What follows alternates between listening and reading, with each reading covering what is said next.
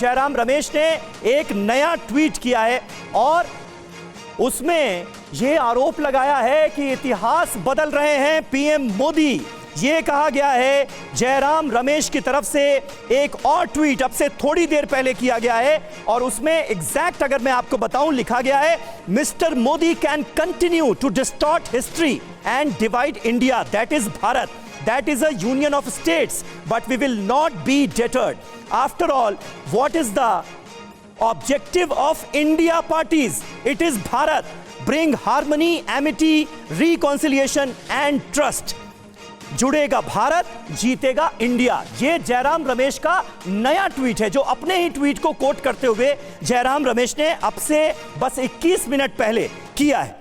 और इससे पहले सीधे तौर पर जयराम रमेश ने वो इनविटेशन कार्ड ट्वीट किया था। ये देखिए जयराम रमेश ने जो नया ट्वीट किया है वो अब हम आपको दिखा रहे हैं। सीधे तौर पर ये लिखा गया है, mister Modi can continue to distort history and divide India, that is Bharat, that is a union of states, but we will not be deterred. After all, what is the objective of India parties? India गठबंधन का वो यहां पर जिक्र करते हैं, लिखते हैं it is Bharat, bring harmony, Amity, reconciliation and trust. इसके बाद जो इंडिया गठबंधन ने अपना नारा दिया है उसका यहां पर जिक्र किया है जयराम रमेश ने और लिखा है जुड़ेगा भारत, जीतेगा इंडिया।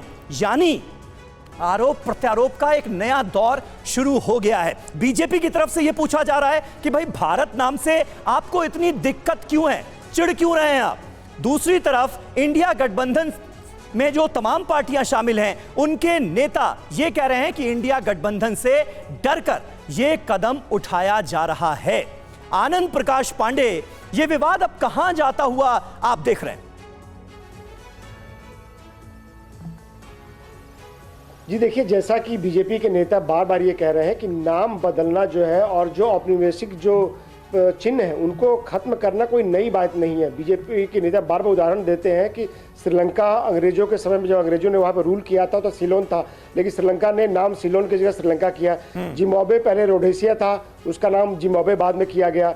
इसी तरह उदाहरण देते हैं, पहले मद्रास था, उसका नाम चेन्नई हुआ, बम्बई का मुंबई हुआ। इसका ना कई उदाहरण देते हैं। वो कहते हैं कि ऐसे शब्द जिनसे गुलामी की मानसिकता नजर आती है उसको खत्म करने में कोई परहेज नहीं होना चाहिए। और बार बार बीजेपी के नेता ये कहते हैं, वो ये तर्क देते हैं कि अगर उस दिशा में सरकार आगे बढ़ रही है या बढ़ने पे विचार कर रही है तो किसी को आपत्ति नहीं होनी चाहिए।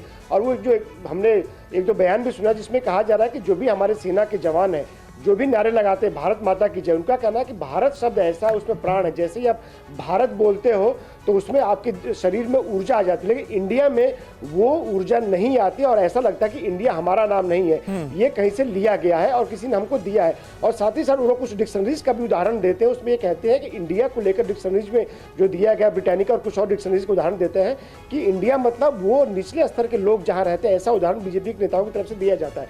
तो अब ऐसे में अब सरकार के ऊपर है कि इस मामले को कितना गंभीरता से आगे बढ़ाना चाहती है। और आपको याद होगा कि प्रधानमंत्री पहले जो एयर इंडिया 1 प्लेन से बाहर जाते थे, विदेश दौरे पे जाते थे, उस पर एक तरफ इंडिया लिखा रहता था, एक तरफ भारत लिखा रहता था, लेकिन अब उस पर प्रोमिनेंटली भारत लिखा रहता है।